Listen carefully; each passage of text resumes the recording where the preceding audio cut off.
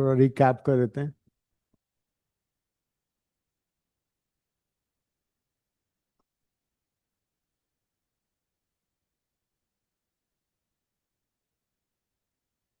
Gravity on the surface of Earth, like mass of the Earth is m, radius is r, and the value of gravity on the surface of the Earth is gm by r square, and is 9.81 meter per second square, or 981 centimeter per second square, or 32 feet per second square in FPS system. So this is the value of acceleration due to gravity by which every object is accelerated towards center of Earth.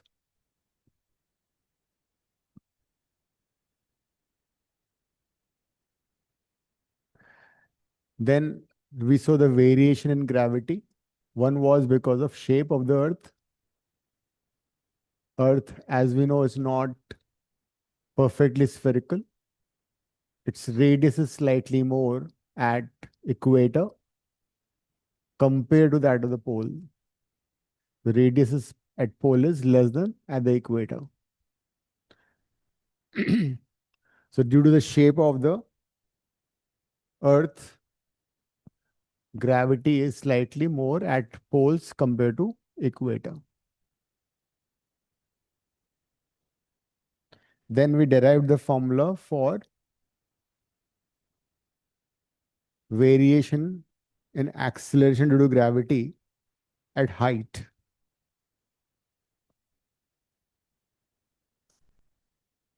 If we go above the surface of the Earth, gravity changes.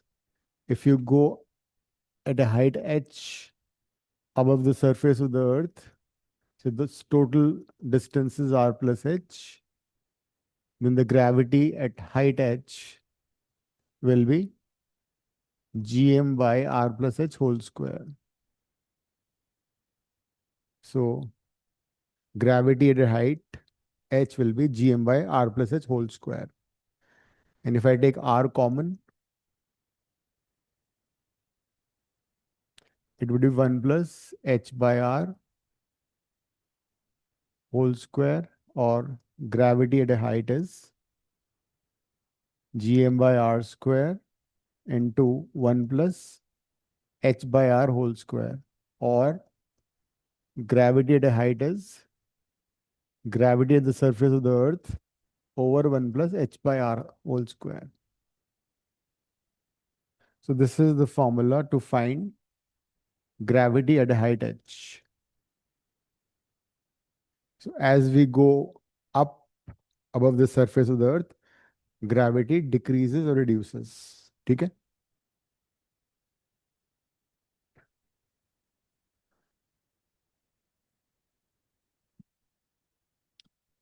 So let's answer a few questions based on height.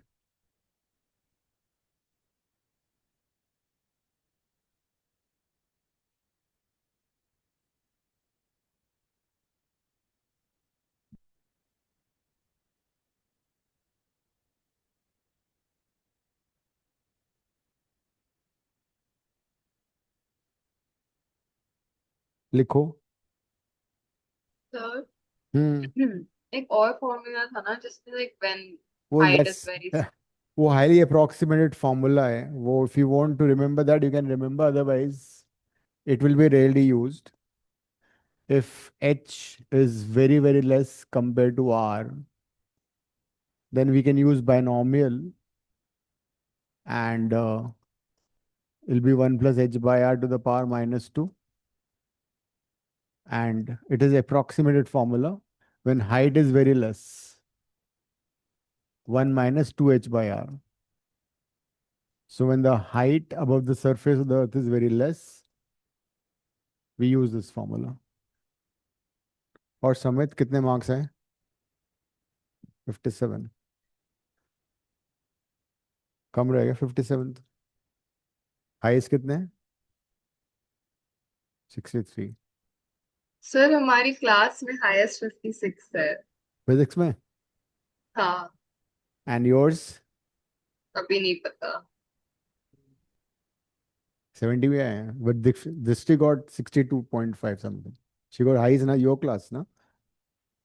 चलो कोई बात नहीं, तुम और अच्छा कर सकते थे। कहाँ पे कटे मार्क्स? हाँ, वो तुम करते हो सिलेबस, वही ना। कोई बात नहीं, नेक्स्ट टाइम ध्यान रखना। तो अभी तक हाईएस्ट दिव्शा के हैं 61, 61.5 और 61 दिव्शा। हाँ। मेरे 0.5 अभी बढ़े हैं, बट सर ने उससे पहले मार्क्स भेज दिए थे, तो फिर आई थिंक अभी 61। कितने हो गए? 61 बढ़ गए? 0.5 ही बढ़ा तो उससे कोई अच्छा फर्क चलो नहीं कोई बात नहीं, तुम नाराज मत होगा, दुखी मत हो। पड़ा। बाकी सबके पेपर में इतनी थ्योरी थी, हमारे में पूरे न्यूमेरिकल न्यूमेरिकल दिए हुए थे।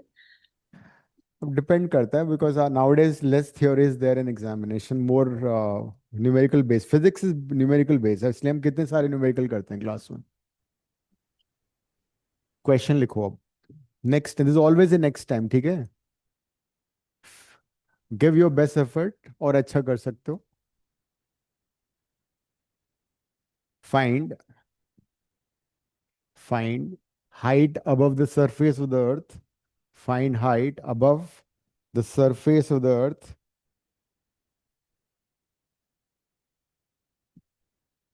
Find height above the surface of the earth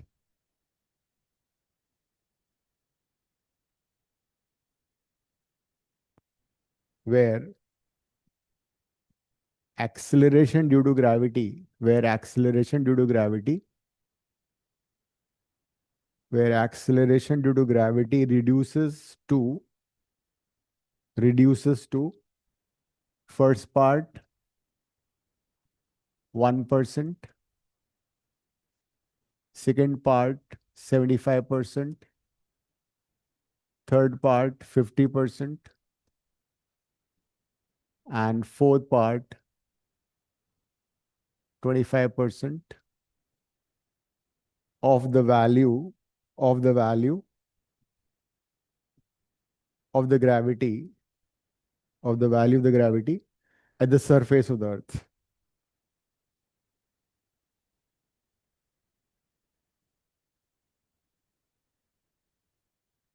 कर लो।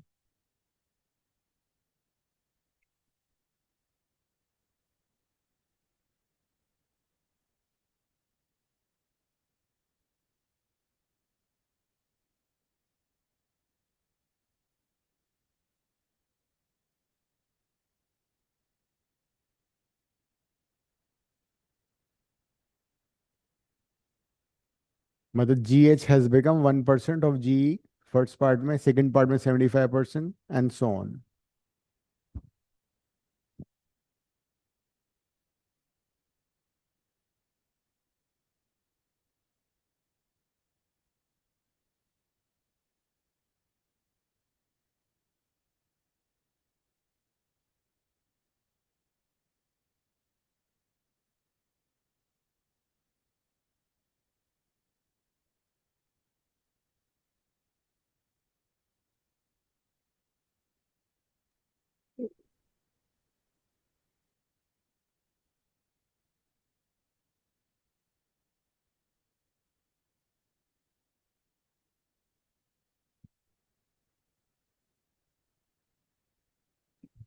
आई थिंक दोनों को किलोमीटर में, रेडियस और हाइट को, वुड इट मैटर और इट हैव टू हाँ, वो तो कन्वर्ट? इस रेशो तो won't make a difference.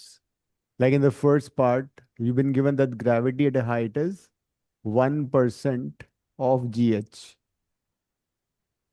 है ना? ना G, sorry, GH is 1% of G, तो GH कितना हो गया? GH would be 1%, मतलब 1/100 of G.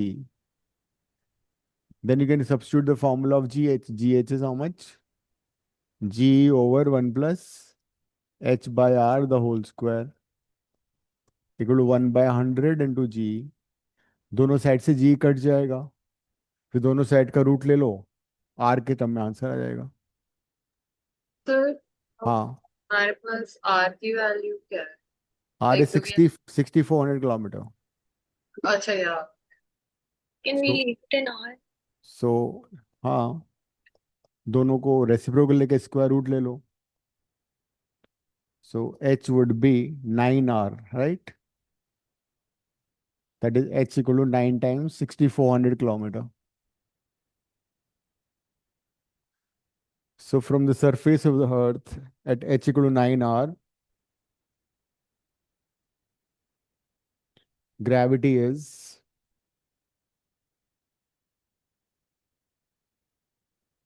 1%.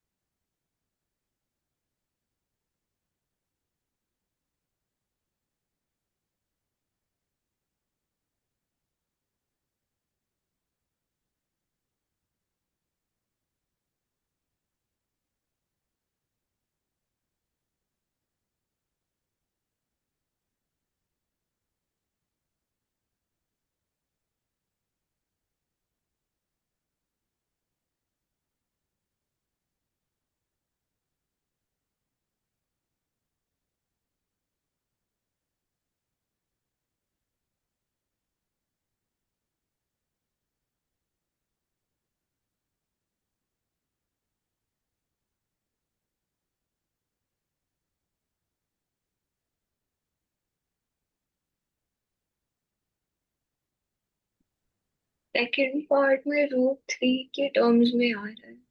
हाँ, तो √3 को सब्स्टिट्यूट कर दो, या तो 1.73.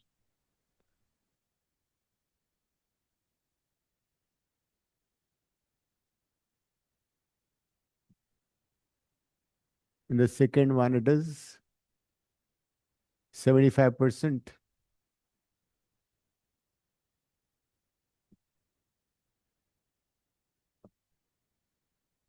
So it'll be 75 by 100, 3 by 4.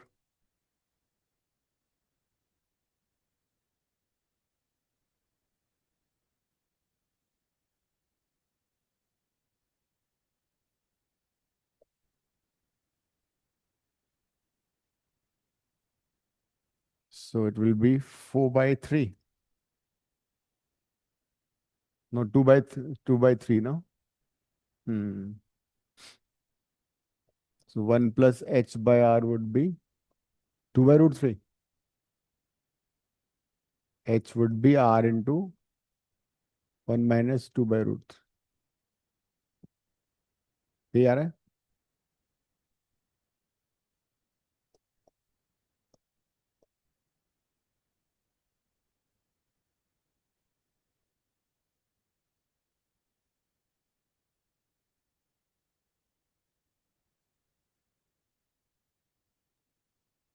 उल्टा Should लिख दिया मैंने ना.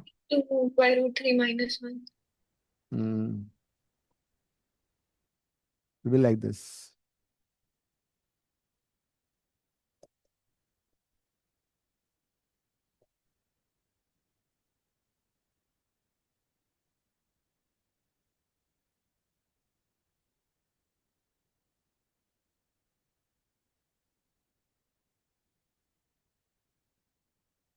So R is 6400 into 27 by 173. And then you calculate whatever. देखो कितना आ रहा है.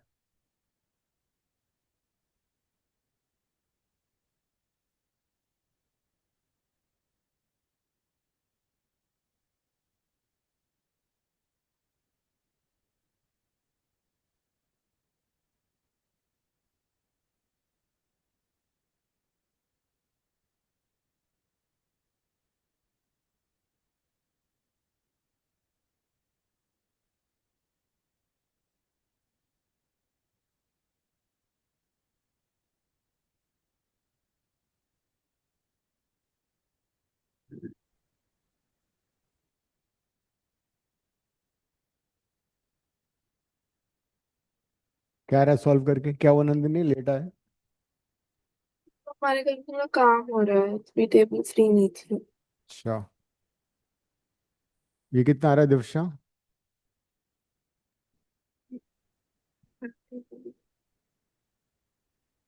किसने सॉल्व किया पूरा ये? 6400 by 20 into 27 by 173।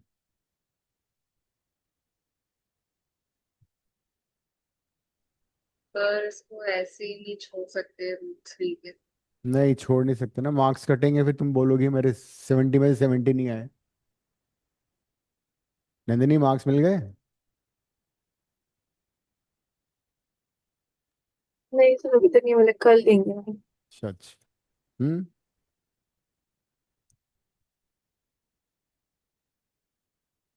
900? ये कोई किलोमीटर में आ रहा है ना ये तो। R is in kilometres. This is h in fact ना, नॉट आर। हाँ बी पार्ट ना। कितना आ रहा है? 9, 910। मेरा तो 990 के आसपास आ रहा 990। है, नॉट एग्जैक्टली बट अराउंड उसके। श्योर है? तुम तो यूज कर सकते हो ना कैलकुलेटर में, बोर्ड में तो अलाउड है। देखो कितना।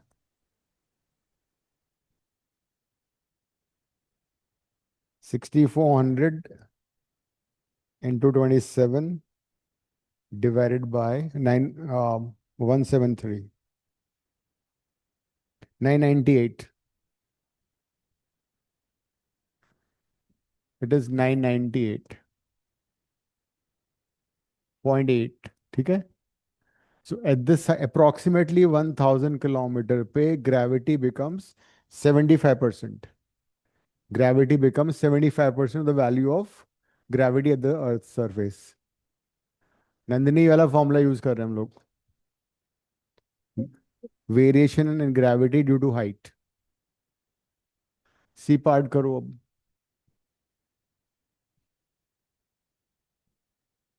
तो सी पार्ट का कैलकुलेशन हो गया।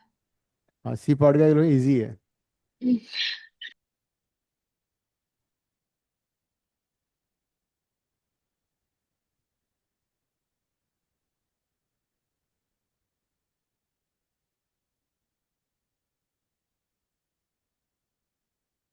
सी पार्ट में we have gravity is 50% of GE।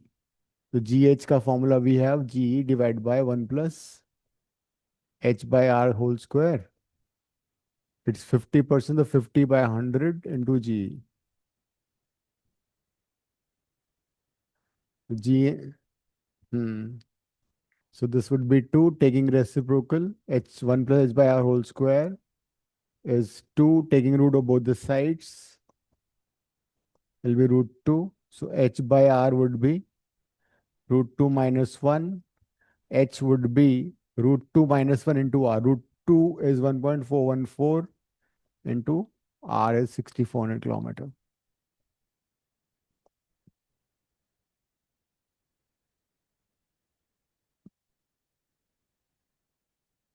So H is 0.414 into 64। कितना आ रहा है ये? Approximately 2624 kilometre. 262। फोर। इतनी हाइट पे अप्रोक्सीमेटली 2500 किलोमीटर पे ग्रेविटी इज 50%, मतलब reduces to half.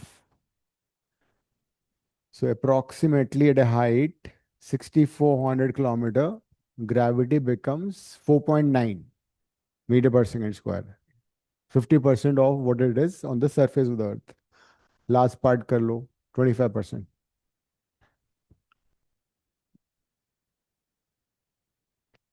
In the last part it is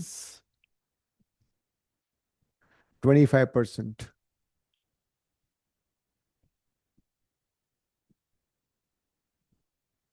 तो GH is 25% of GE.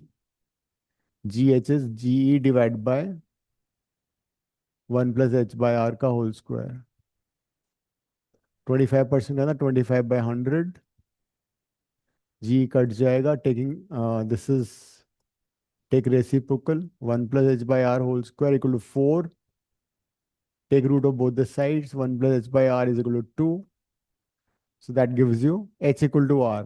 मतलब अगर हम सरफेस ऑफ अर्थ से 6400 किलोमीटर हाइट पे जाएंगे तो वहां पे ग्रेविटी विल बिकम 25%, मतलब अप्रोक्सीमेटली 2.5 मीटर पर सेकेंड स्क्वायर हो गया. 10 का 25% हो गया वो. और इसमें उल्टा भी आ सकता है, they give you height and ask you what is the value of gravity. चलो एक दो क्वेश्चन वैसे भी करते हैं. ये हो गया सभी का, जिया कर लिया, शौर्य हो गया, नंदिनी लिखो next. Find height above the surface of the earth. Find height above the surface of the earth where gravity reduces by 95%. अब ग्रेविटी रिड्यूसेस टू 95% और बाय 95% दोनों में डिफरेंस है.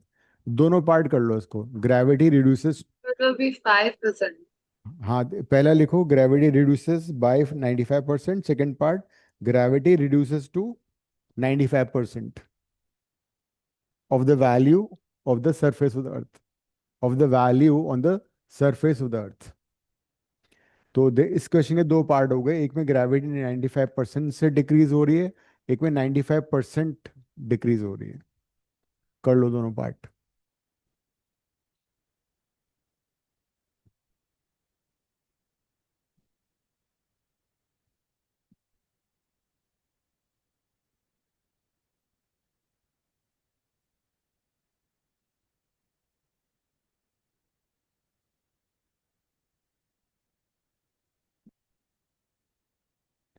पहला पार्ट क्या था, ग्रेविटी रिड्यूसेस बाय ना.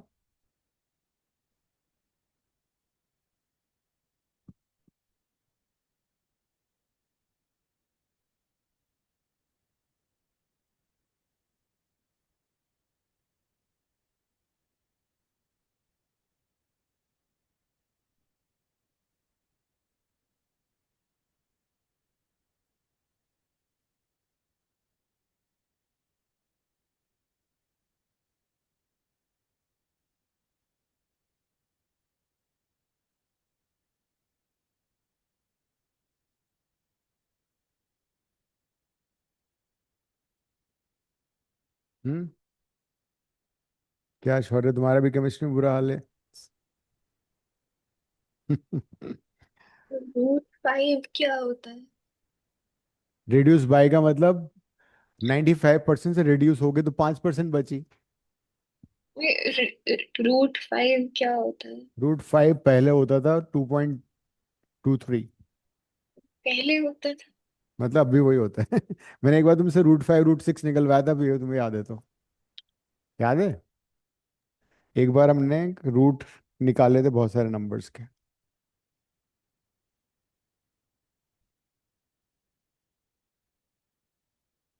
दीक्षा तुम्हारे केमिस्ट्री में कितने, 60?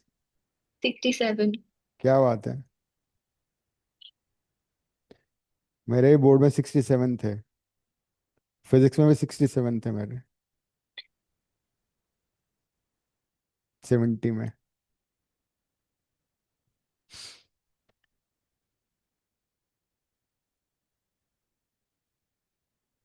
तो पहला पार्ट था रिड्यूसेस बाय 95%, यही है ना. Reduced, reduces by 95%. तो अगर वो 95% रिड्यूस हो रहा है, इसका मतलब it implies that it reduced to 5%. Now you can answer this. GH has become 5% of G, which is G by 1 plus h by r whole square is equal to 5% of g. 1 plus h by r, reciprocal ले लो, 5/100 हो जाएगा। फिर उसका root ले लो, मैंने काटा नहीं उसको बिकॉज वो, तो ये आएगा √5/10। तो h बाय r आ गया √5, मैंने कितना बताया था, 2.23 ना। उल्टा करना था ना, मैंने रेसिप्रोकल नहीं किया। इल बी 100/5, 10/2.23।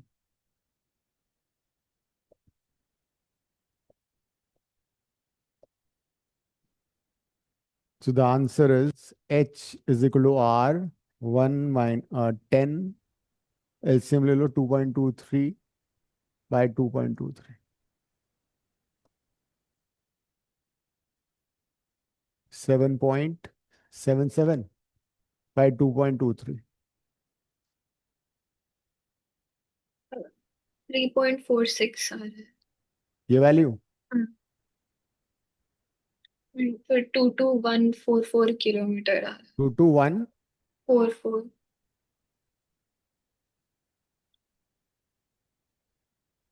2214। 4 एक और 4 किलोमीटर।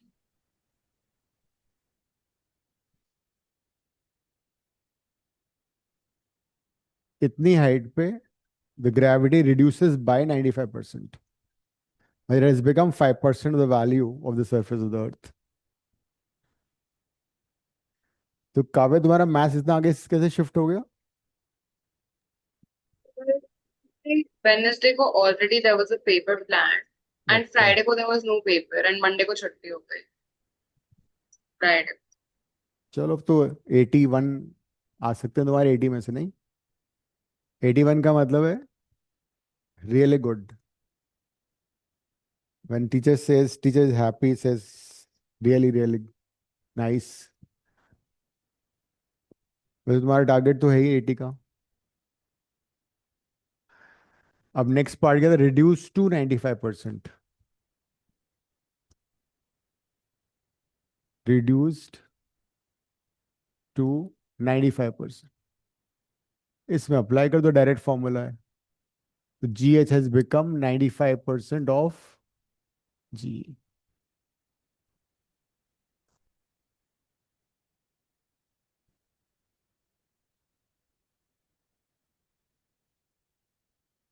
ये सॉल्व हो जाएगा।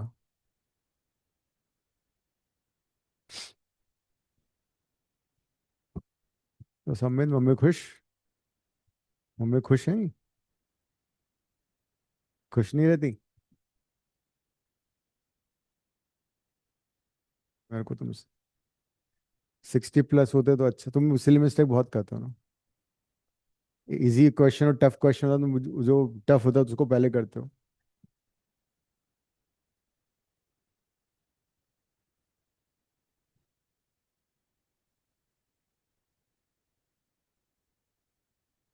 तो तुम श्योर है केमिस्ट्री में क्या करोगे अब इतने कम marks?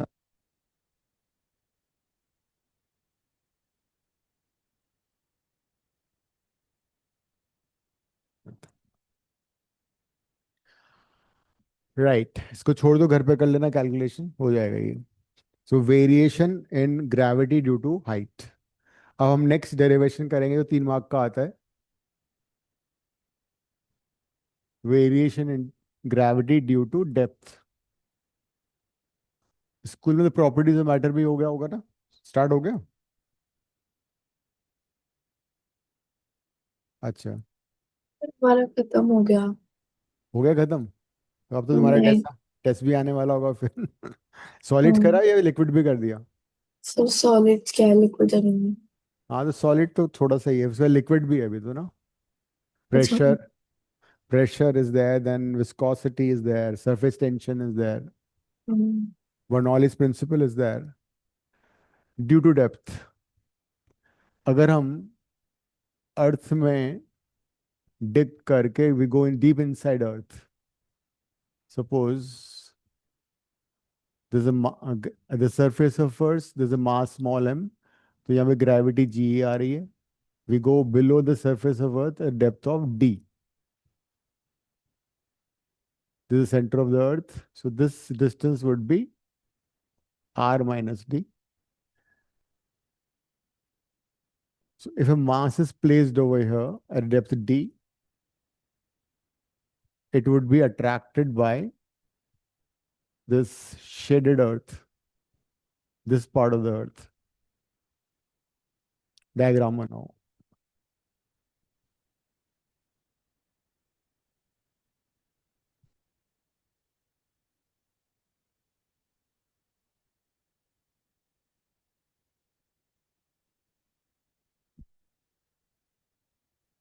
This is a complete earth, radius r, mass m.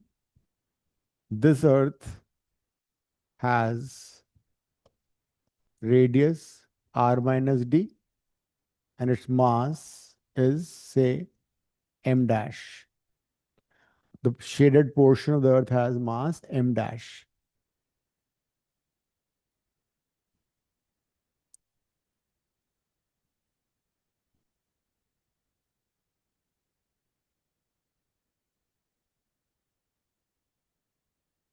So when a mass is placed over here, the gravity at depth d is, say, gd, d is a subscript.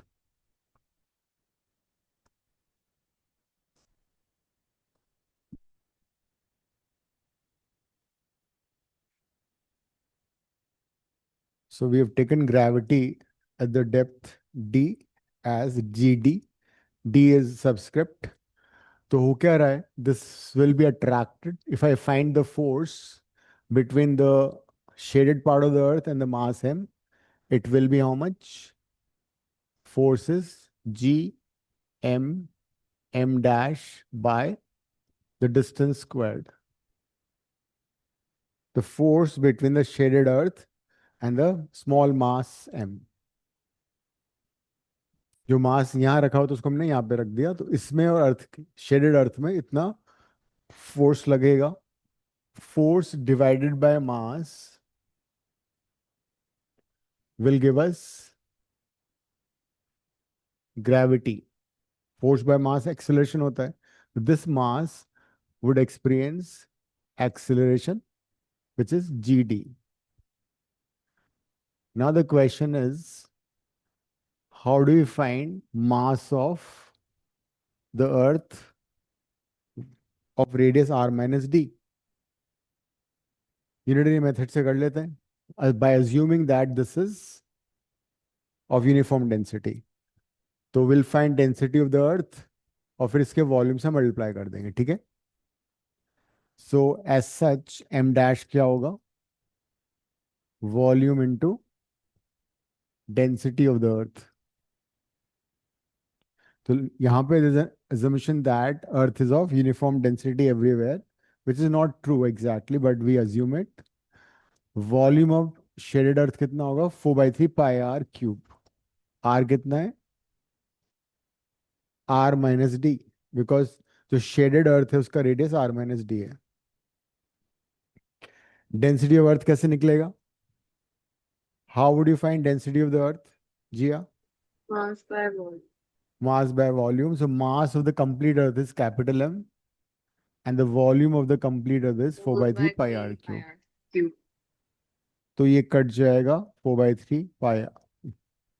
So this way we can find m dash, which is m into r minus d whole cube by r cube.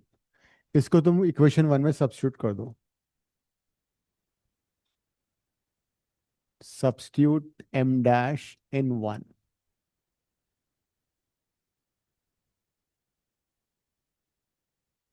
m dash को equation 1 में substitute करो and tell me gd.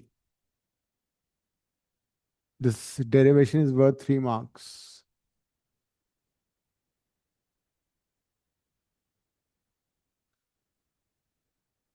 हाँ, उसमें से gm by r square बाहर निकालो.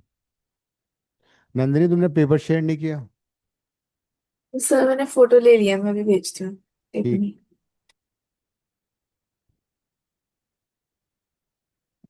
और maths का भी शेयर कर दो ताकि वो काव्या को शेयर कर दूंगा मैं। मैथ्स का है? नहीं सर, मैथ्स का नहीं है। मैथ्स का ही फेंक दिया? सर मैथ्स का मैंने दिया नहीं था ना अच्छा फोटो। अच्छा अच्छा। किसी से ले लो। मैथ्स तो लोग ठीक ठाक कर लेते हैं तो वो फेंकते नहीं है। फिजिक्स जरूर फेंक देते हैं बिकॉज जनरली अच्छा होता नहीं है फिजिक्स का पेपर। ओके सर, गुस्से मान में लिया। फेंक देते हैं। सर सारे दोस्तों ने यही किया, मेरे दोस्तों ने मैंने यही आ, किया। तो g d will be g by R minus d का होल स्क्वायर। एम डैश को रिप्लेस कर देते हैं। Capital M R minus d whole cube by R cube. ये कट जाएगा। G d would be g M R cube को मैं break कर रहा हूँ, आर स्क्वायर अलग कर लेते हैं और आर अलग लिख देते हैं। ठीक है। So this term in the first bracket is ji.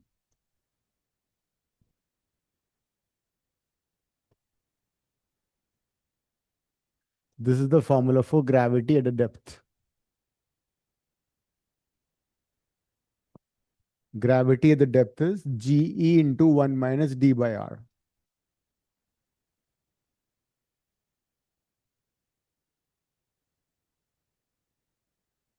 And अगर हमें सेंटर ऑफ अर्थ से पता है डिस्टेंस, तो हम क्या कर सकते हैं? R minus D is the distance from centre of अर्थ। उसको x ले लेते हैं। तो उस सिचुएशन में ग्रेविटी कितनी हो जाएगी? G into x by R. If we want to write the formula for gravity in terms of the distance from the center of earth, it would be G into x by R. Go through this derivation once, फिर हम इसके question करेंगे, graph भी plot करेंगे। एक बार go through कर लो ताकि याद हो जाए तुम्हें ये। नन्नी, इसमें से क्या क्वेश्चन आया था ग्रेविटी में से, याद है कुछ? सर एक न्यूमेरिकल आया था, डेरिवेशन उतनी नहीं आई थी। अच्छा अच्छा अच्छा।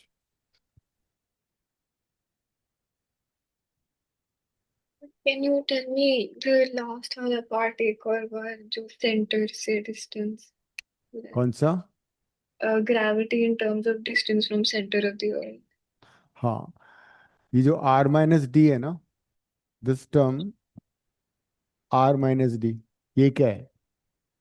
r minus D is basically the distance of the point from the surface, from the centre of earth. अगर किसी पॉइंट का डिस्टेंस सरफेस ऑफ अर्थ से डी है, तो सेंटर ऑफ अर्थ से r माइनस डी है ना, तो r माइनस डी को हमने x ले लिया। So this is like this. मतलब gravity is directly proportional to the distance from the center of earth within inside the earth, लेकिन outside the earth it is inversely proportional to the square of the distance। मतलब कहने का मतलब ये हुआ कि अगर हम ग्रेविटी का ग्राफ बनाएं विद रिस्पेक्ट टू डिस्टेंस, तो क्या बनेगा? यहाँ पे क्या है?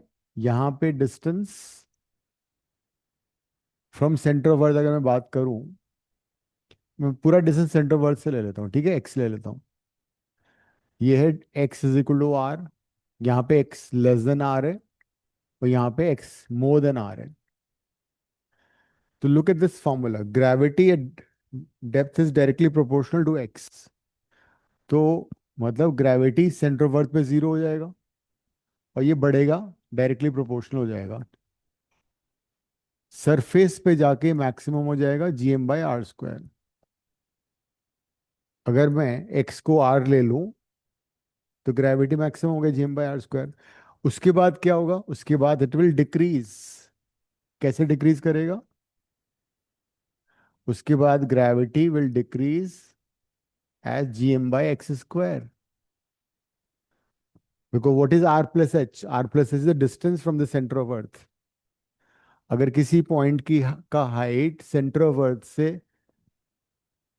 r एस एच है सपोज, तो distance from the centre of अर्थ कितना लिया हमने? x लिया है। r plus h, r plus h is x।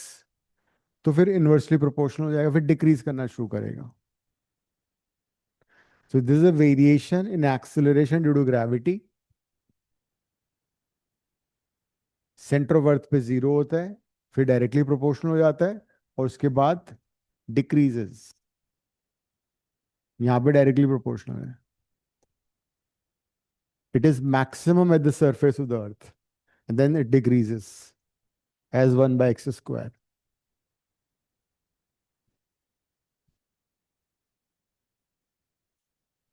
As we keep moving away from the earth, एक पॉइंट ऐसा आएगा जहाँ पे ग्रेविटी जीरो हो जाएगी, ठीक है? वहां पे there'll be no attraction between the mass and the earth.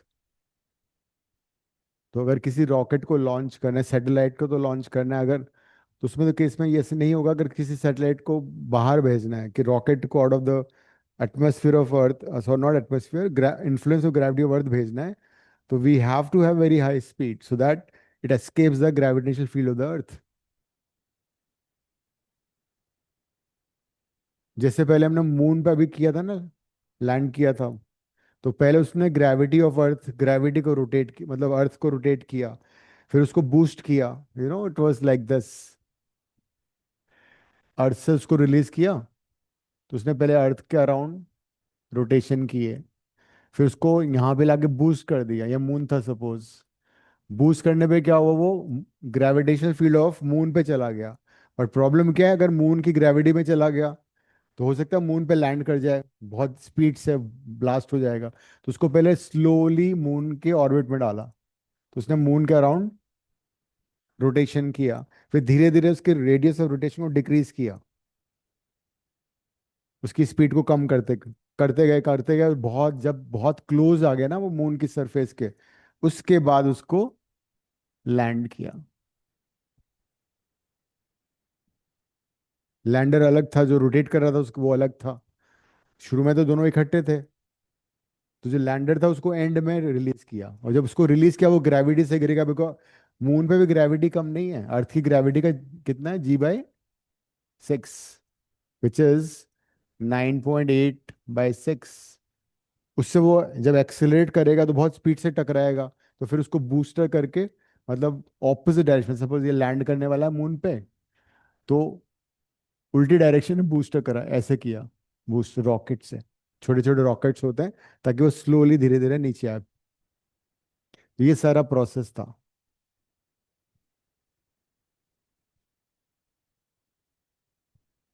ठीक है, क्वेश्चन लिखो एक, find acceleration due to gravity, find acceleration due to gravity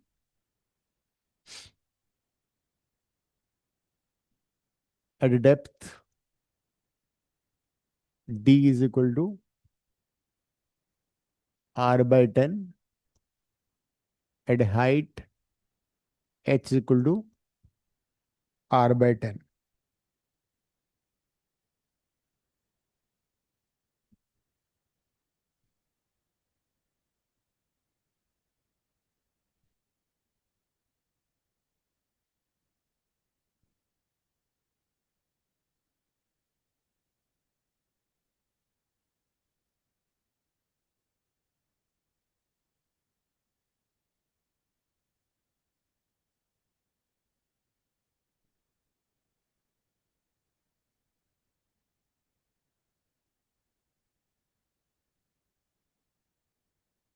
Can we leave it in GE के term? हाँ ठीक है, जी को 10 ले लो।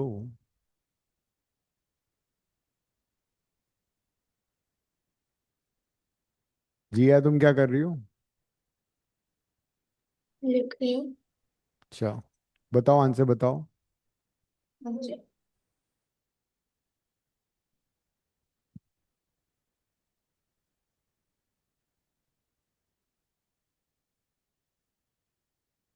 बोर्ड पे कर दो, दोनों पार्ट करो।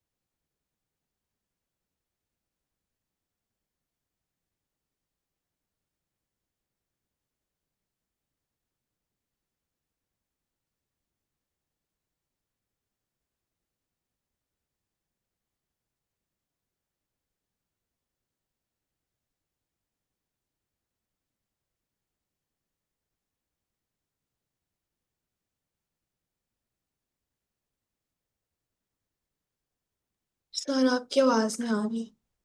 अच्छा, मैं बोल रहा हूँ कि जो पढ़ाया जाता है ना क्लास में, same day give half an hour to it and revise same, same day, so concept would be solid and you'll never forget it.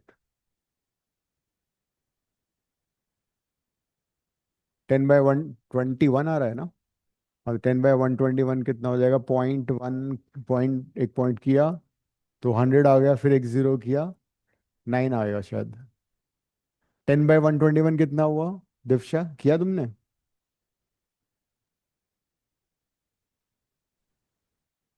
नहीं, इतना कम कैसे आ रहा है ये? तुमने कुछ गड़बड़ की है? 10 को तुम भूल गए, ऊपर भी 10 जा रहा था वो, ये गलत हो गया। 3/121। ये 11/10 आएगा यहाँ पे, ऊपर 1000 आएगा। क्या हुआ? 1000/121 है ना? So that is 8 point something. किसी ने किया है solve?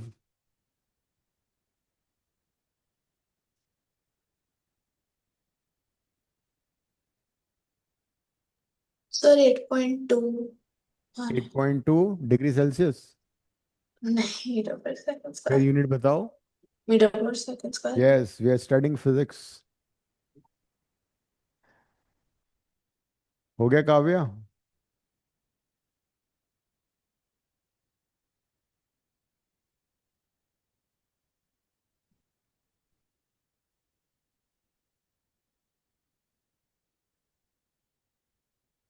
Did you get full आपके बोर्ड के प्रैक्टिकल में? क्या? क्या आपको बोर्ड के प्रैक्टिकल में फुल मिले थे? अरे वो टीचर मेरा केमिस्ट्री का बहुत बर्बाद था। I asked him some, I did my 11th में I finished my 12th syllabus by myself. तो फिर 12th में पूरा मैं एंट्रेंस की तैयारी कर रहा था, आईआईटी की। So what happened, I asked him some questions, but मैंने गलती ये करी, क्लास में पूछ लिया उससे IIT question, we couldn't answer, he got angry with me and then he gave me 26/30 chemistry में। यस, एंड सी एक्सटर्नल कुछ नहीं होता, वो क्लास टीचर डिसाइड करता है। So I got 26/30, and because of that my rank was 6th in the board. Otherwise my rank would have been third. Board में मेरी 6th rank आई थी, so वो थर्ड आ जाती अगर वो मेरे को 30/30 देता। Physics I got 30/30, so my marks were 97, and then that's how I lost the rank. So मतलब ये है कि केमिस्ट्री में उसने मेरे साथ ऐसा किया था। तो ऐसा हो जाता है, but doesn't make a difference because ultimately what matters is your rank in entrance examination. Next question लिखो।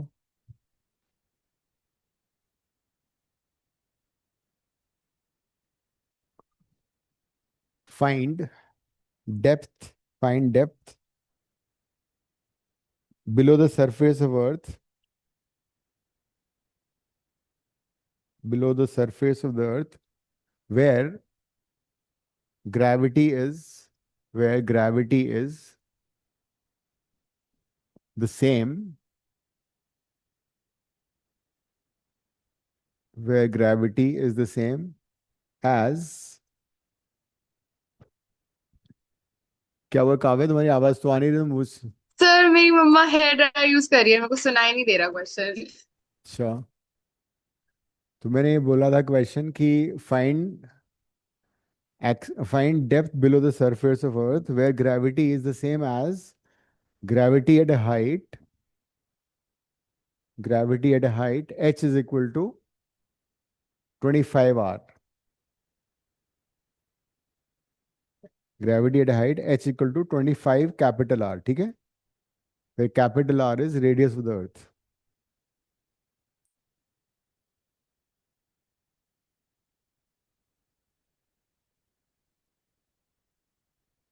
कर लो अब।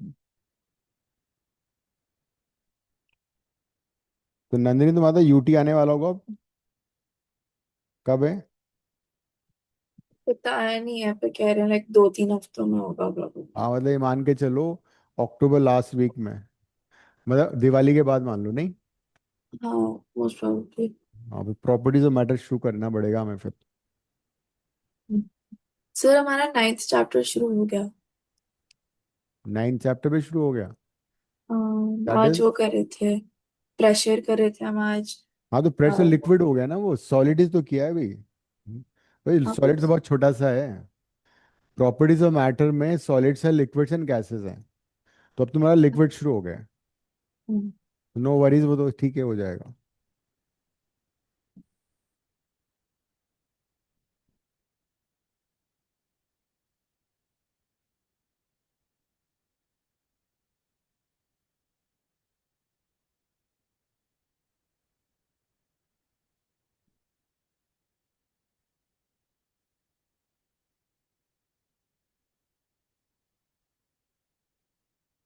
और दिव्या, तुम्हारे दोस्तों के ऐसे मार्क्स है क्लास में?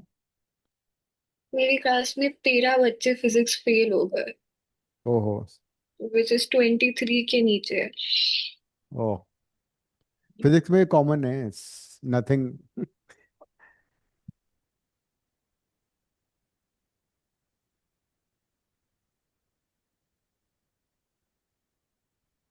अमायरा के कितना है पता है कुछ? परेशान रहती है वो बात।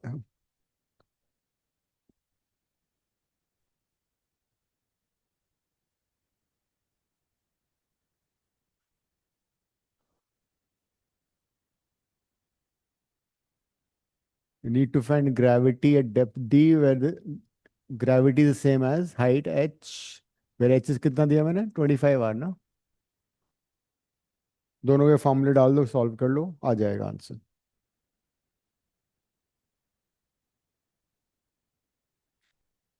ये क्या आ गया?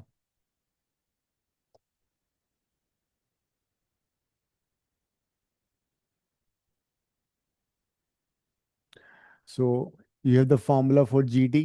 क्या था फॉर्मूला? जी इंटू 1 - r/d है ना। डी निकालना है। This is g into 1/1 + h/r whole square. दोनों साइड से जी कट जाएगा। h की वैल्यू डाल दो राइट साइड में। डी निकालो आर के टर्म में।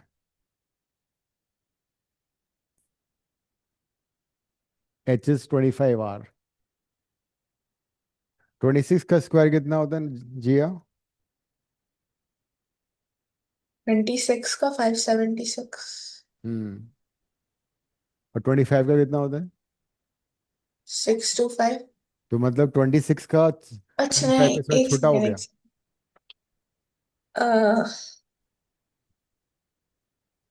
26 का 676 होता है। यस।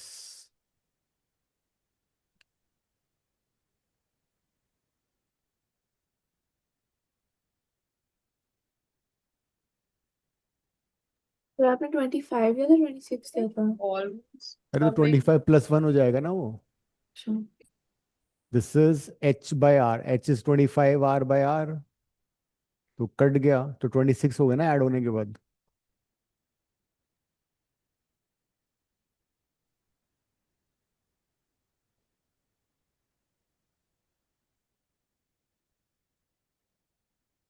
1 - d/r नहीं।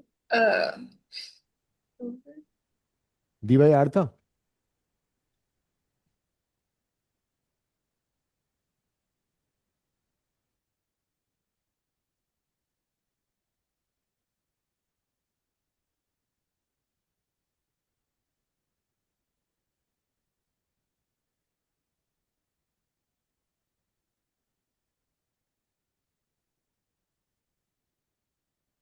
It's almost लेकिन जब तुम उसको मीटर में कन्वर्ट करो तो डिफरेंस आएगा। बहुत थोड़ा सा।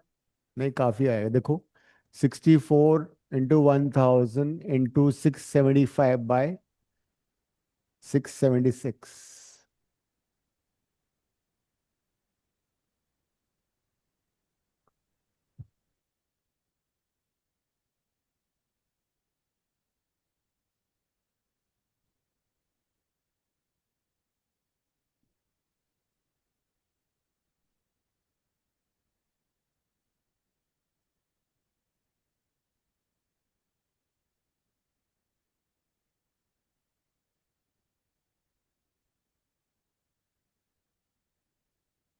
6390.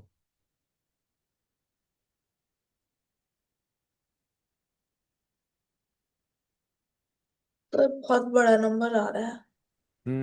वो मीटर में आएगा, किलोमीटर में कर लेते हैं फिर, लेट इट बी इन ठीक। किलो। 6390.53 किलोमीटर आएगा। ठीक है।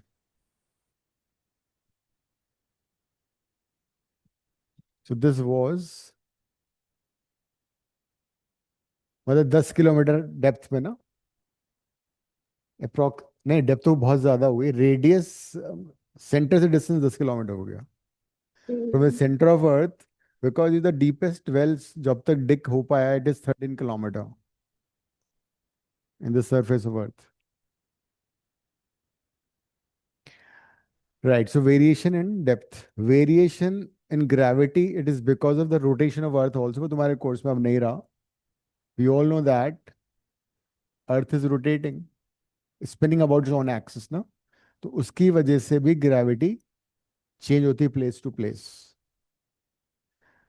तो तुमने देखा होगा कि जब भी कोई बिल्डिंग कंस्ट्रक्ट होती है, वॉल भी कंस्ट्रक्ट जब करते हैं, ब्रिक को रखते हैं, ब्रिक के ऊपर ब्रिक रखते हैं, तो जो मेसन होता है ना, कारीगर, उसके बाद एक तरह इस तरह से एक वो होता है पेंडुलम टाइप, सोल बोलते हैं उसको हिंदी में, तो उसको वो थ्रेड से जुड़ा होता है लोहे का, उसको हैंग करता है वो, एंड ही इंश्योर्स कि जो वॉल है उसके बिल्कुल पैरेलल आए। पता है ऐसा क्यों होता है? Because gravity is acting. तो अगर हमने सपोज ये वॉल कंस्ट्रक्ट किया और ये वॉल अलोंग द ग्रेविटी होना चाहिए, अलोंग, अगर ये वॉल अलोंग द ग्रेविटी नहीं हुआ, सपोज थोड़ा सा टेढ़ा बन गया मान लो, तो ग्रेविटी तो ऐसे एक्ट करेगा, जब ग्रेविटी ऐसे एक्ट करेगा तो ये टिल्ट हो सकता है, इट में फॉल। तो हर जगह पे जहां भी वॉल कंस्ट्रक्ट हो रही है, it should be in line with the gravity at that place, because place to place gravity अलग होगा। So how can it not be in line with the gravity? I don't understand. क्या? How will it like not be in line with gravity? Suppose gravity के direction ये है यहाँ पे, ठीक है? But how do you know it? Doesn't it apply like everywhere? No no, तो तुम्हें कैसे पता गया ग्रेविटी कहाँ पर है? How, I mean you are on the surface of Like earth, for us, perpendicular to surface of Earth. हमें तो Any हम, फॉर अस इससे फ्लैट सरफेस, जैसे यही सरफेस को मुझे को कैसे पता लगेगा कि ग्रेविटी यहीं पर है? हो सकता है if I look at the surface like this, तो you may construct the wall like this, but gravity तो इधर है, तो जो ग्रेविटी इधर है तो इधर टॉक लगेगा, वो फॉल हो जाएगा। तो हर जगह पे ग्रेविटी अलग अलग होती है। तो पता कैसे करते हैं? हाँ, तो उसको सस्पेंड करते हैं ना पेंडुलम को, जो मैंने अच्छा, बताया, उनके पास एक थ्रेड होता है, थ्रेड में लोहे का वो होता है बॉब, सोल बोलते हैं उसको, सस्पेंड करते हैं बार बार बार बार उसको ना, लटका के देखते हैं, तो जिस डायरेक्शन में वो जाएगा उसी डायरेक्शन के पैरेलल बनाते हैं वो, तो because that pendulum would be towards the gravity at that particular point.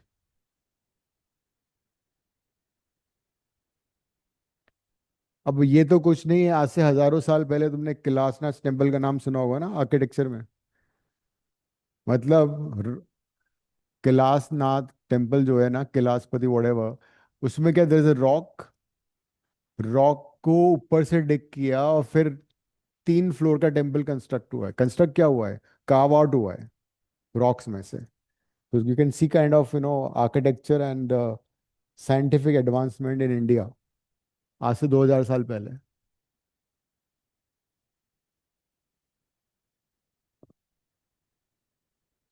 So that rotation की वजह से ग्रेविटी चेंज होता है, but that's not in your course. तो earth has mass m and it attracts everything towards itself, towards, and this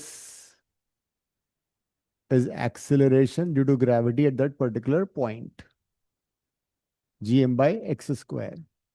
तो अगर कोई मास अर्थ की सरफेस या अर्थ के सेंटर से x डिस्टेंस पर होगा, तो वो इतने ग्रेविटी से एक्सेलरेशन से अट्रैक्ट होगा। अब फॉर अ मोमेंट हम अर्थ को भूल जाते हैं, we consider a small mass से m, तो ये मास भी दूसरे मासेस को अट्रैक्ट करेगा अपनी तरफ, because of gravitational force of attraction. So gravitational field intensity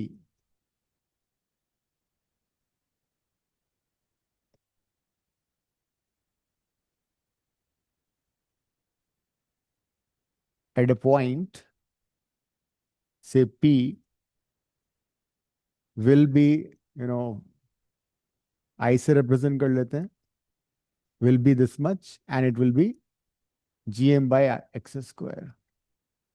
So if you have a point mass and this entire space is without gravity, तो इस मास से x डिस्टेंस पे ग्रेविटेशनल फील्ड इंटेंसिटी होगी और उसकी वैल्यू इतनी होनी चाहिए, gm by x square. कहने का मतलब, if I place a mass over here m dash, वो m डैश इतना एक्सेलरेशन एक्सपीरियंस करेगा. So gravitational field intensity due to mass m is nothing but force experienced at a point per unit mass. F by m dash. F is the force. मान लो इस मास पे इतना force लग रहा है, तो फोर्स कितना हो जाएगा by Coulomb Newton's law, by this. If I divide by m dash, I'll get this formula. So every mass attracts another mass by gravitational force, and gravitational force of that particular mass per unit mass is gravitational field intensity, and it's gm by r x square. Its unit would be meter per second square. Dimensional formula LT minus 2. So every mass has its own gravitational field intensity around it, where it would attract other masses, and the direction would be always towards that mass.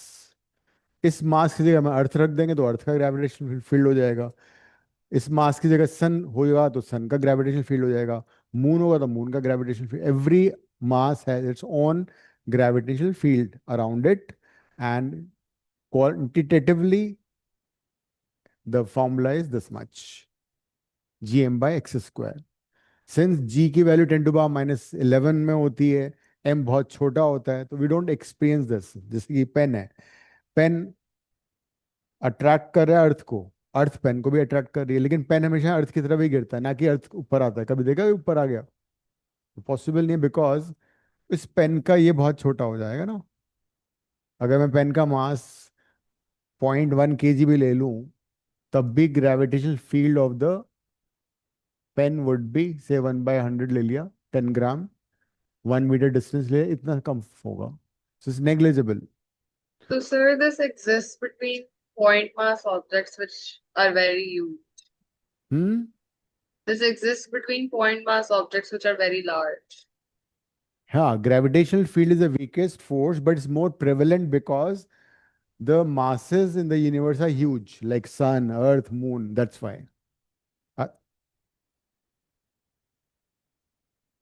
हाँ, वो तो है ही. देखो, universe में survive करने के लिए every object has to rotate around the larger object. जैसे मून अर्थ के अराउंड रोटेट कर रहा है, नहीं करेगा तो मून अर्थ में जंप हो जाएगा. अर्थ सन के अराउंड रोटेट कर रहा है, अगर earth stops rotating it will jump into the sun. So it's like a binary system, you know, they are rotating around each other, तभी स्टेबिलिटी है. Otherwise nothing would be stable. जैसे neutron star क्या होता है, neutron star की density बहुत ज़्यादा होती है, इतनी ज़्यादा डेंसिटी होती है कि एक चम्मच बराबर भी न्यूट्रॉन स्टार को हम लिफ्ट नहीं कर सकते. 1000 kgs में उसका वेट होगा, मास, उसकी डेंसिटी इतनी ज़्यादा हो जाती है, because totally made of neutrons. तो वो क्या करता है, everything around it it attracts by gravitational field. बहुत ज़्यादा ग्रेविटी होती है उसकी, तो और उसको डेंस होता चला जाता है. ये अपनी ही ग्रेविटी से खुद और डेंस होता चला जाता है. अल्टीमेटली वो न्यूट्रॉन स्टार कन्वर्ट हो जाता है ब्लैक होल में. बिकॉज ब्लैक होल क्या करेगा, ब्लैक होल तो लाइट को भी अपनी तरफ अट्रैक्ट कर लेगा, लाइट भी एस्केप नहीं कर पाएगी. तो ब्लैक होल तुम्हें नजर ही नहीं आएगा, because there is no light over there. सिर्फ वाइब्रेशन से और रेडिएशन से पता लगता है ब्लैक होल के बारे में, इतनी ज्यादा ग्रेविटी होती है.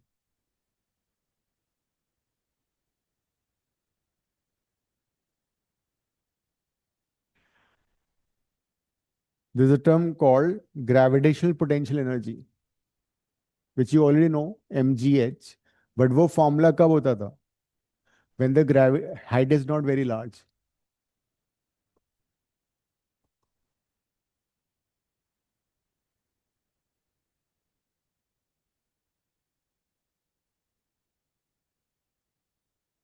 So formula for gravitational potential energy was mgh.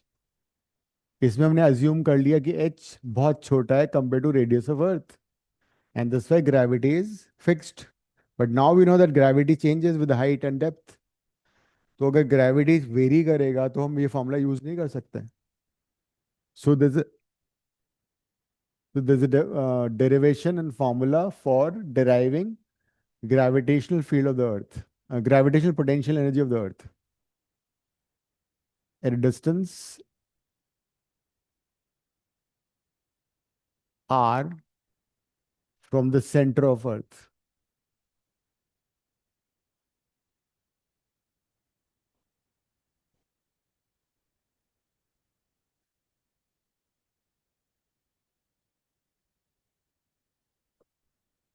फिर इतना डायग्राम बना लो.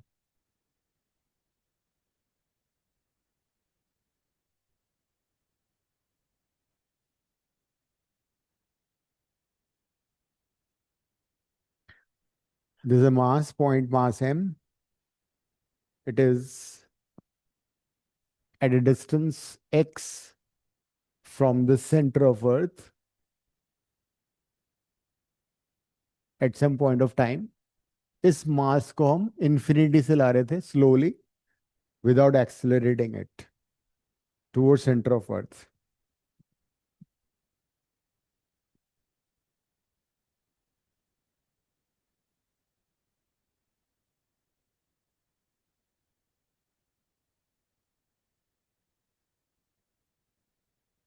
तो जैसे ये पेन है, इस पेन को अगर मैं अर्थ के सरफेस पे रखना चाह रहा हूँ तो एक तो तरीका इसको छोड़ दो, रिलीज कर दो.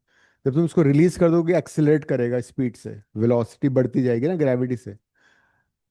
But we don't want that because it is being attracted by gravitational force of the earth, which is how much?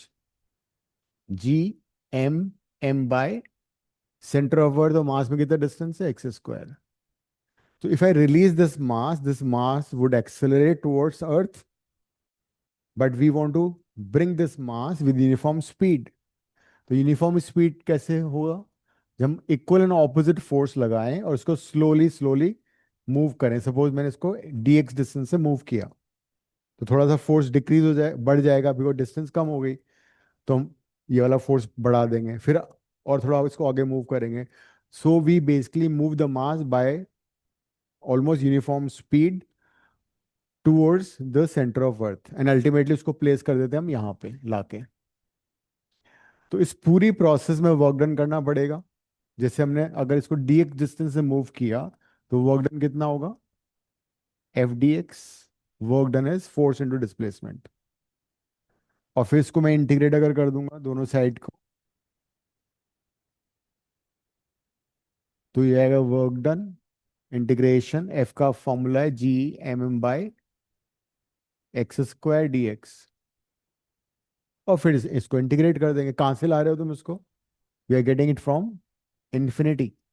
किस पॉइंट पे ला रहे हो? ए पे. ए का डिस्टेंस कितना है? आर. सो जो आंसर आएगा that will be nothing with the work done and this will be equal to the gravitational potential energy. Now let's define what is gravitational potential energy. It is equal to amount of work done in bringing a mass m from infinity to a point near the surface of the earth without acceleration. लिखो. Gravitational potential energy. Gravitational potential energy equals to gravitational potential energy equals to amount of work done equals to amount of work done in bringing a mass m from infinity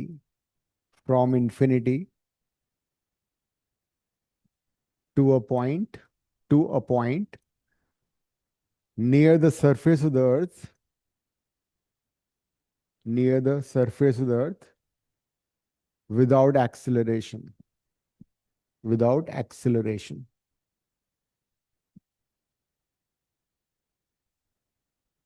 अब थोड़ा सी कहानी लिख लेते हैं. लिखो. Consider Consider a point mass m. Consider a point mass m, which is brought from infinity,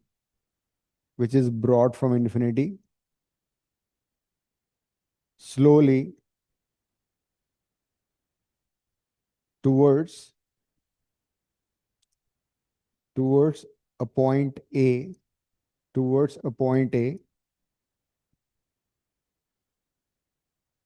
situated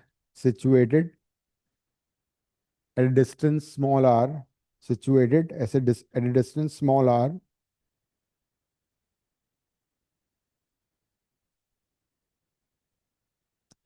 from the center of the earth,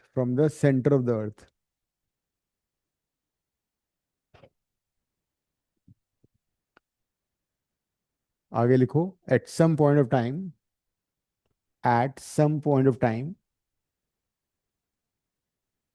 the mass is at a distance x,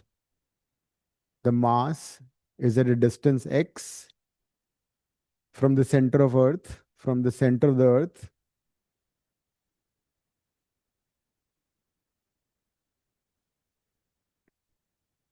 then it is displaced by small distance dx.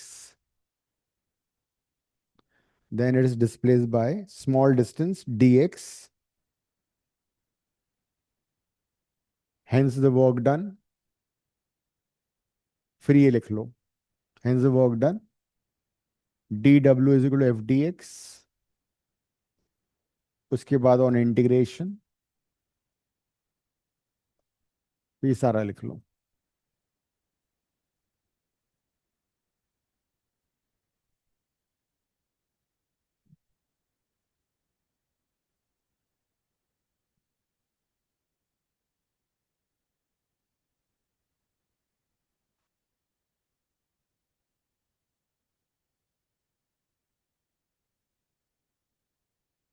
So the work done will be energy.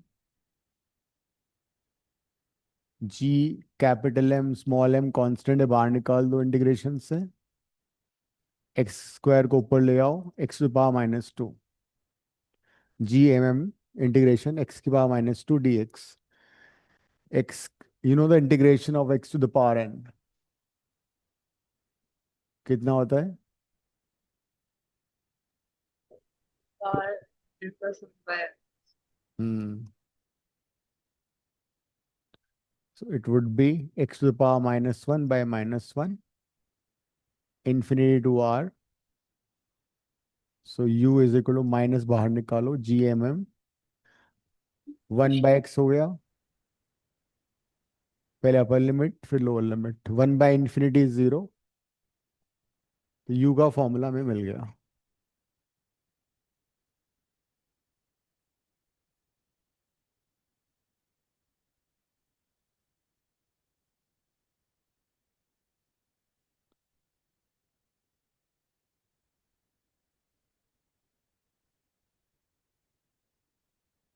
Minus G M M by are.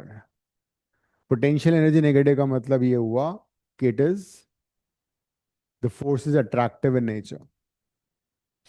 पहले upper limit डालोगे फिर lower limit, हाँ zero हो गया वो, 1 by infinity 0, तो minus G M M by R आ गया.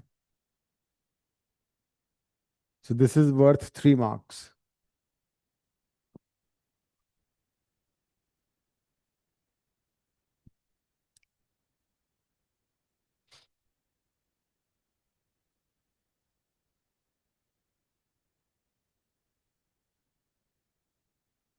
So this is gravitational potential energy. अगर सरफेस ऑफ अर्थ पे करना होगा तो एच जीरो हो जाएगा, तो G M by capital R हो जाएगा.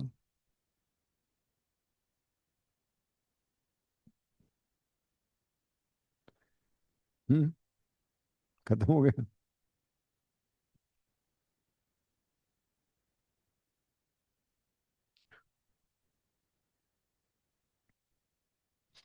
एक शीट दे दो उसको.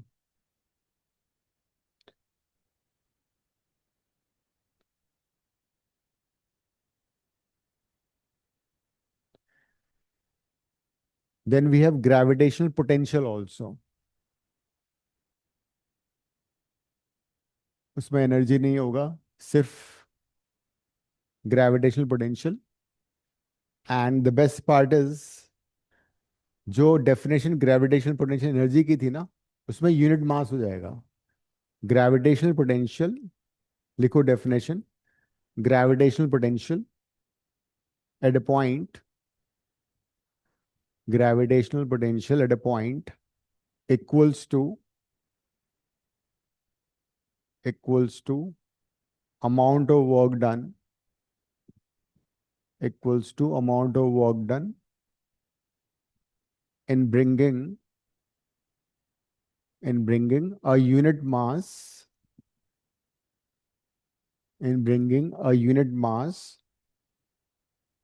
from infinity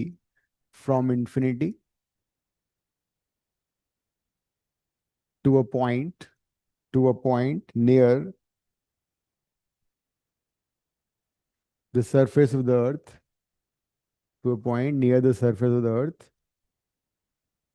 without acceleration.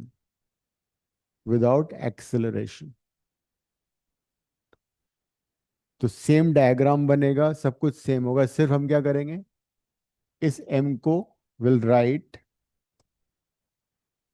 1 kg unit mass कर देंगे. ठीक है, तो उससे क्या फायदा होगा, ये m1 हो गया, ये स्मॉल m हट जाएगा, सेम डेरिवेशन, स्मॉल m हटा दो बस.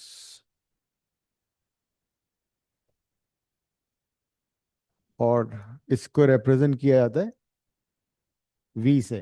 Gravitational potential is represented by v. तो फाइनली आंसर क्या आएगा,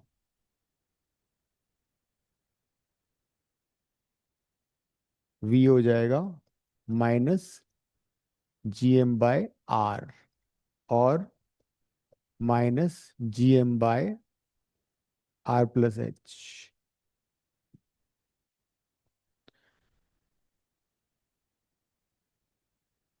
ग्रेविटेशनल पोटेंशियल की एनर्जी की यूनिट थी जूल, ये हो जाएगा जूल पर KG.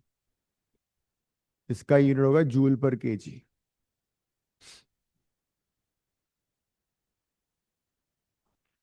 because it is amount of work done per unit mass. लिख लो पूरा ये, बेसिकली मास हो गया 1.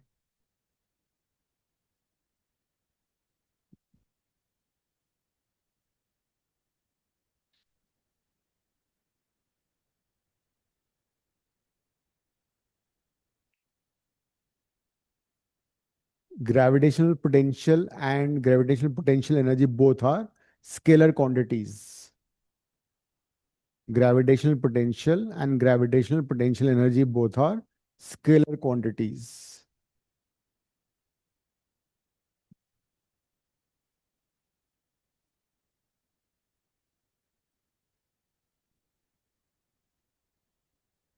जबकि gravitational field intensity was a vector quantity. Gravitational field intensity was a vector quantity.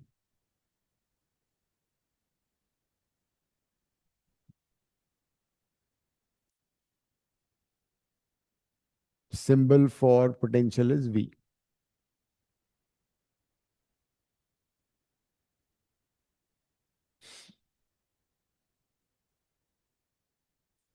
तो कहने का मतलब ये हुआ कि every object on the surface of Earth has a negative potential energy. That means it is bound by the Earth. तो अगर हम उसे अर्थ की सरफेस से एस्केप करना है तो उतनी ही हमें उसको पॉजिटिव एनर्जी देनी पड़ेगी, और उसी से फिर एस्केप वेलोसिटी आता है. If you want to make some object escape from the surface of the earth, you have to provide equal and opposite positive energy to this, because any object on the surface of earth has negative potential energy And if you want to escape it from the gravitational field of the Earth, you need to provide a positive energy to it in form of kinetic energy. And फिर उससे हम escape velocity का formula derive कर सकते हैं.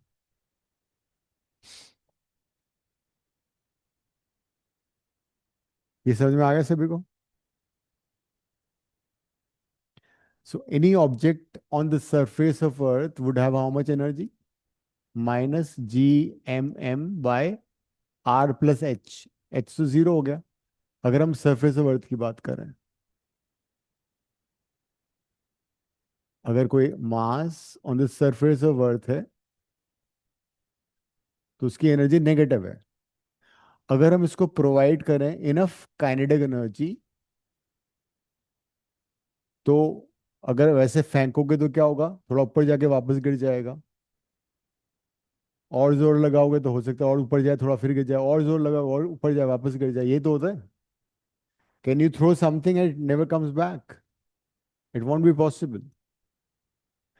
लेकिन अगर हम इसको इनफ काइनेटिक एनर्जी प्रोवाइड करें तो हो सकता है कि एक पॉइंट ऑफ टाइम इतनी एनर्जी हो जाए ताकि टोटल एनर्जी बिकम जीरो, मतलब escape.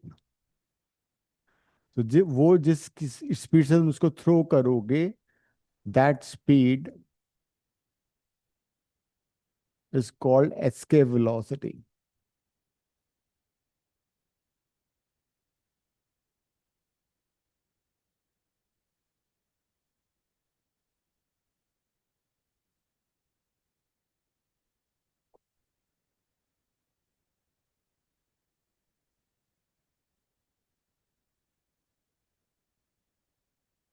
And that's how we get the formula for escape velocity.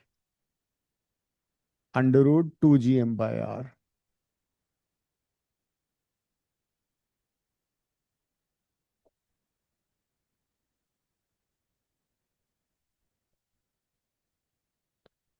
इसमें अगर हम r से मल्टीप्लाई और r से डिवाइड कर दें तो ये ब्रैकेट वाली टर्म क्या बन जाएगी? Small g.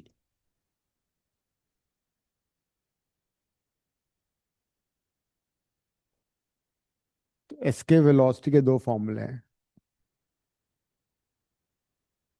Under root 2rg और under root 2gm by r. So escape velocity for a particular planet would depend upon its mass and the radius. उस planet का mass और radius ये decide करेगा कि उसमें कितनी escape velocity होगी. अगर हम अर्थ की वैल्यू सब्स्टिट्यूट कर दें for the earth, it's comes out to be कितना? पर सेकेंड. एक सेकेंड में 11 किलोमीटर से ज्यादा. तब जाके वो सरफेस ऑफ अर्थ से, मतलब ग्रेविटेशनल फील्ड ऑफ अर्थ से एस्केप हो जाता है.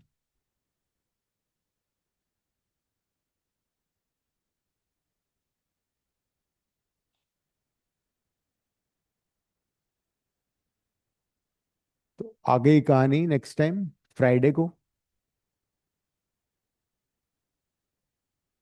और अपन कौन सा टेस्ट देना पसंद करोगे? ग्रेविटेशन का, रोटेशन का? वर्क एनर्जी का काफी लोगों ने नहीं दिया है अभी तो. बहुत बहुत महान लोग हैं. मेरे ख्याल से किसी ने भी नहीं दिया ना? दिया है ना? तुमने दिया था? अच्छा हाँ. चलो पहले रोटेशन दे दो या तो. चलो देखते हैं, फ्राइडे बात करते हैं. हाँ तो क्लासेस अब वीडियो देख लो सारे, ठीक है? जो डाउट है फिर पूछ लेना. Go through the classes of rotation if you have missed. The next class में डिसाइड करेंगे हमें क्या कौन सा टेस्ट करना है, right? Jiya, ending the class. और आज ही पढ़ लेना नंदिनी की तरह, सेम डे रिवाइज करो. नंदिनी तो नहीं, तो मजाक नहीं कर रहा, वो पढ़ लेती है. Okay, see you next time.